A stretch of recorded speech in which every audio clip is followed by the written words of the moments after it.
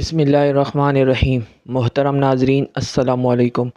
ناظرین، اس میں کوئی شک و شبہ نہیں کہ یورپ ہر نئے دن پر نت نئے ایجادات کر کے پوری دنیا پر اپنے علم و فن کی ڈاک بٹھائے ہوئے ہیں اور نہ صرف چاند پر پہنچ چکا ہے بلکہ تاروں پر کمنڈر ڈال کر مریخ پر زندگی کے آثار ڈھونڈ رہا ہے۔ اور مسلمان علم جن کی میراث تھی آج زندگی کے ہر معاملے میں اہل یورپ کے محتاج ہیں۔ مگر ایک وقت تھا جب پورا یورپ تاریکی میں ڈوبا ہوا تھا اور مسلمان نہ صرف علم و فن میں یورپ سے آگے تھے بلکہ جب یورپ تاریکی کے اندھیروں میں ڈوبا ہوا تھا اس وقت مسلمان علم و سائنس کے میدانوں میں تہلکہ مچا رہے تھے۔ آپ کو یہ بات سن کر حیرت ہوگی کہ یورپ میں اس وقت نہانے کو کفر سمجھا جاتا تھا۔ یورپ کے لوگوں سے سخت بدبو آتی تھی۔ روس کے بادشاہ کیسر کی جانب سے فرانس کے بادشاہ لوئس چارم کے پاس بھیجے گئے نمائندے نے کہا کہ بادشاہ کی بدبو کسی بھی درندے کی بدبو سے زیادہ تعفن ہے۔ اس کی ایک لونڈی جس کا نام مونٹیا سابان تھا بادشاہ کی بدبو سے بچنے کے لیے اپنے اوپر خوشبو ڈالتی تھی۔ دوسری طرف خود روسی بھی صفائی پسند نہیں تھے۔ مشہور مورخ و سیاح ابن فضلان نے لکھا ہے کہ روس کا بادشاہ کیسر پیشاب آنے پر مہمانوں کے سامنے ہی کھڑے کھڑے شاہی محل کی دیوار پر پیشاب کرتا۔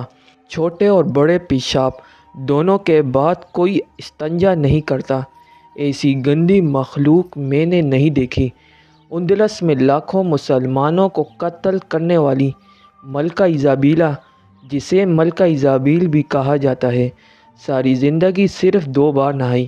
اس نے مسلمانوں کے بنائے ہوئے تمام حماموں کو گرا دیا تھا۔ اسپین کے بادشاہ فلپ دوم نے اپنے ملک میں نہانے پر مکمل پابندی لگا رکھی تھی۔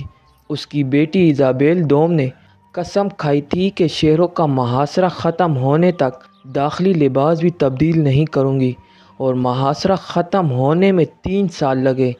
ناظرین، یہ عوام کے نہیں بلکہ مغرب کے بادشاہوں کے حالات تھے جو تاریخ کے سینے میں محفوظ ہیں۔ جب ہمارے سیاح کتابیں لکھ رہے تھے، جب ہمارے سائنسدان نظام شمسی پر تحقیق کر رہے تھے، ان کے بادشاہ نہانے کو گناہ قرار دے کر لوگوں کو قتل کرواتے تھے۔ جب لندن اور پیرس کی آبادیاں 30 اور 40 ہزار تھی، اس وقت اسلامی شہروں کی آبادیاں 1 ملین ہوا کرتی تھی۔ ناظرین، آج دنیا بھر پر فرانس پرفیوم بہت مشہور ہے۔ کیا آپ جانتے ہیں کہ اس کی بنیادی وجہ کیا ہے؟ اس کی وجہ یہی ہے کہ پرفیوم لگائے بغیر پیرس میں گھومنا ممکن ہی نہیں تھا۔ ریڈ انڈین جب اہل یورپ سے لڑتے تو گلاب کے پھول اپنی ناک میں ٹھونس لیتے تھے، کیونکہ اہل یورپ کی تلوار سے زیادہ ان کی بدبو تیز ہوتی تھی۔ فرانسیسی مورخ ڈاریبار کہتا ہے کہ ہم یورپ والے مسلمانوں کے مقروض ہیں کہ انہوں نے ہی ہمیں صفائی اور جینے کا ڈھنگ سکھایا، انہوں نے ہی ہمیں لباس تبدیل کرنا اور نہانا سکھایا۔ جب ہم ننگے دھڑنگے ہوتے تھے اس وقت وہ اپنے کپڑوں کو زمرد اور یاقوت اور مرجان سے سجاتے تھے۔ جب یورپی کلیسا نہانے کو کفر قرار دے رہا تھا اس وقت صرف قرطبہ شہر میں 300 عوامی حمام تھے۔ مگر افسوس صد افسوس، وقت پلٹا، ہم سے ہماری سائنس، ہمارا علم، ہماری ترقی کے راز سب کچھ لے گیا۔ ہمیں بدلے میں احساس کمتری دے دی، ہمیں فیشن نامی لفظ کے ساتھ بےہودگی دے دی، ہمیں ماڈرن بنانے کے نام پر بے حیائی دے دی۔ ہم نے ان کی دی ہوئی ہر چیز کا استقبال کیا جس سے ہم بری طرح تباہ ہو سکتے تھے۔ انہوں نے ہمیں آزادی کے نام پر غلط تعبیر دی۔ ہم نے اپنے نصابوں میں بغاوت کے اصولوں کو آزادی کے اصول قرار دے کر پڑھانا شروع کر دیا۔ پھر ایسا ہوا کہ ہم نے عیاشی کو کامیاب زندگی سمجھنا شروع کر دیا۔ وہ چاند پر جا رہے تھے اور ہم فرقہ پرستی پر بحث کر رہے تھے۔ وہ مریخ پر سفر کر رہے تھے، ہم 1400 سال پہلے گزر جانے والے صحابہ کرام کے مسلمان ہونے نہ ہونے پر بحث کر رہے ہیں۔ انہوں نے سمندر میں پیٹرول کے ذخائر بنانے شروع کر دیے، ہم نے پیٹرول سے جلاؤ گراؤ اور آگ لگاؤ تحریکیں چلانا شروع کر دیے۔ انہوں نے ادب میں ایسے شاہکار تخلیق کرنے شروع کیے جو افکار بدل دے۔ ہم نے لب و رخسار، چائے کی پیالی اور کالج کی لڑکی لکھنا شروع کر دیا۔ حیرت انگیز اور فکر انگیز بات تو یہ ہے کہ انہوں نے قرآن مجید فرقان حمید کو اپنی لیبارٹریز کا حصہ بنایا اور ہم نے اچھے قیمتی غلاف بنا کر طاق کی سجاوٹ کے مقابلے شروع کر دیے۔ انہوں نے حضرت سیدنا عمر فاروق رضی اللہ تعالیٰ عنہ کی سادگی اپنا لی، ہم نے عیاشی اپنا لی۔ جب وہ اپنے بچوں کو زندگی کی حقیقت سکھا رہے ہیں، ہم اسکول میں فرسٹ، سیکنڈ اور تھرڈ پوزیشن لینے کے گڑ سکھا رہے ہیں۔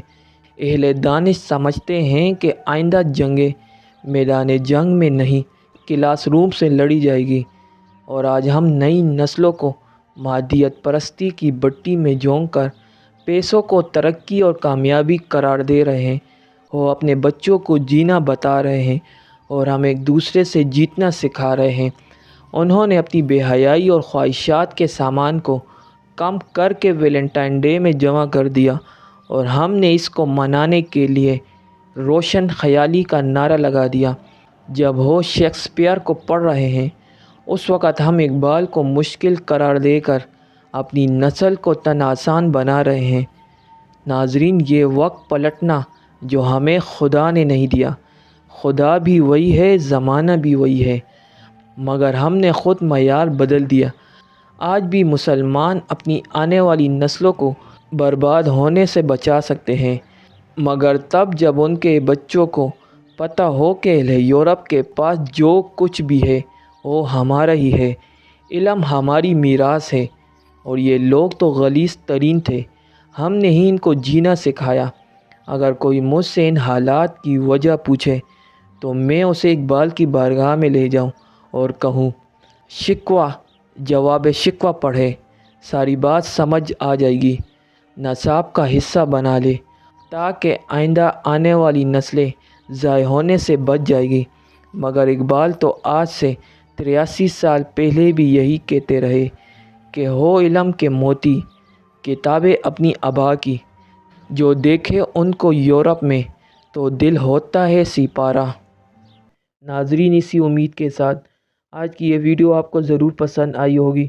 ویڈیو پسند آنے کی صورت میں ویڈیو کو لائک کرنا مت بھولیے اور اسے اپنے دوستوں کے ساتھ ضرور شیئر کیجیے۔ انشاءاللہ اسی طرح ایک اور اسلامی اور معلوماتی ویڈیو کے ساتھ آپ کی خدمت میں حاضر ہوں گے۔ تب تک کے لیے اجازت دیجیے۔ اللہ نگہبان۔